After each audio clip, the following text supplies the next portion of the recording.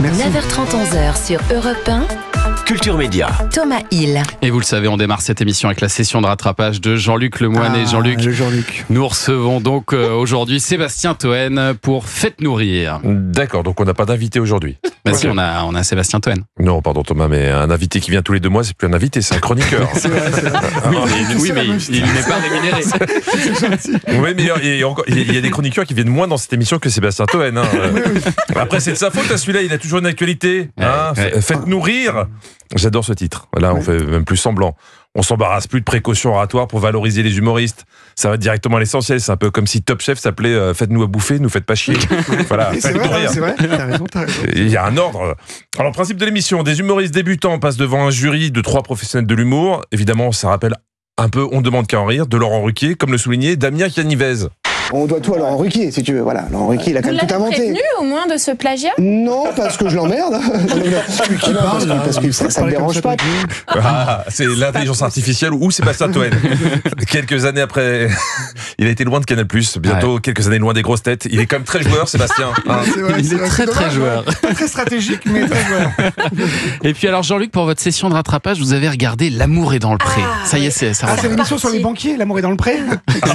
Excellent. Oh là. Faites-nous Et rire. L'amour est dans le prêtre avec des curés. Oui, merci. J'en ai une autre. Merci beaucoup. C'est la 20e saison. 20e saison, vous imaginez, il y a peut-être des enfants d'agriculteurs de la première saison qui vont bientôt pouvoir se présenter. Mais comment résumer 20 ans de L'amour est dans le pré? Je pense qu'il y a personne de mieux que Christophe Ondelat pour le faire. Oh, j'en connais. Des tétraqués du bras-de-main, des cintrés de la bistouquette, des qui ferment jamais le robinet et qui prennent leurs zop pour un crayon. Alors, ceux qui prennent leurs zop pour un crayon, j'avoue, je l'ai pas vu arriver. Ouais. C'est lui. Ça m'a giclé en pleine face, ça. Non. Mais c'est complètement raccord avec ce message de Karine Le Marchand. Alors à vos marques, prêts, écrivez à L'amour est dans le pré. Alors, s'il vous plaît, soyez sympa avec la production de l'émission, écrivez avec un stylo. De toute façon, on n'écrit pas avec du Tipex. Bon, cette année, il y a 3 femmes et 12 hommes, et encore une fois, les intentions des candidats sont claires. Là, c'est Samuel, producteur de Cognac.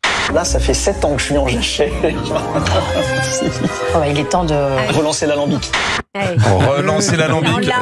Est-ce que vous l'avez? C'est pas mal. C'est rapport à son, à son tuyau, Oui, sous pression. Oui, on a compris. Oh, excusez-moi, faites pas les prudes. Sinon, ça veut dire que vous regardez jamais l'émission. Parce que Karine Le Marchand, elle fait que des métaphores olé olé. Là, elle présentait Jean-Louis. Bon vivant jusqu'au bout du béret, Jean-Louis a hâte de faire goûter, outre son saucisson maison, Non. Si, excusez-moi. Vous pensez que vraiment que Jean-Louis s'est inscrit dans l'émission juste pour parler de sa passion de la charcuterie? Je crois pas. Alors arrêtez de vous voler la face. En fait, il y a que Christophe Ondelat qui est lucide sur cette antenne.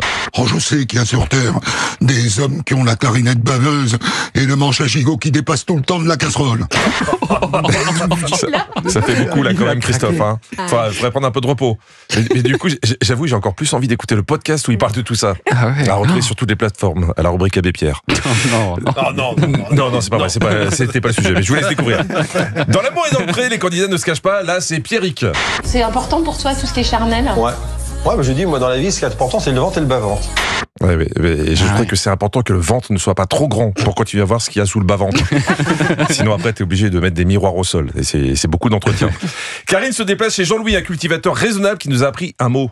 Je cultive intelligemment, si on peut dire ça comme ça, avec du biaïs. Du biaïs, tu sais pas ce que c'est ça, toi, le biaïs? C'est quoi le biaïs? C'est le bon sens paysan. Le bon sens paysan, c'est le biaïs. Et ça, elle l'a bien compris, Karine. Ça fait partie de nos gènes, ça. Oui. C'est le biaïs. Le biaïs. Le biaïs. Oui, car le biatch, c'est pas la même chose. Une biatch, c'est aussi une tradition, mais si tu la mets au milieu d'un champ, même les épouvantails se barrent. On va pas se mentir, en Occitanie, ils ont un petit accent. Alors quand par-dessus vous rajoutez de l'émotion, il faut sous-titrer, ce qui est compliqué en radio. Je reporte ça sur Rémi, peut-être. Peut-être pour ça que je le prends sous mon aile comme ça. La personne chargée de l'audio-description pour M6 sera inhumée cet après-midi. Mais au fait, quel genre de femme cherche Jean-Louis? Donc une brune, une blonde. Je m'en fous un petit peu. Et si elle a des formes? Si elle a des formes, mais pas... Donc confortable. Confortable, oui. Voilà, Jean-Louis cherche pas une femme, il cherchera un canapé.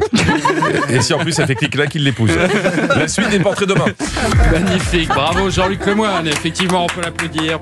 Ça m'a donné envie de revoir. Demain. Que ça existe. L'amour est dans le pré, mais oui. C'est génial, alors, là, c'est juste les portraits pour l'instant, c'est juste les portraits pour donner envie aux gens d'écrire. Ouais. Eh oui, Et après, n'hésitez pas. des animaux. Vous êtes célibataire, Sébastien, ou pas? Moi, je suis connu et riche, ça m'étonnerait. Ah. Enchaînez, mon petit.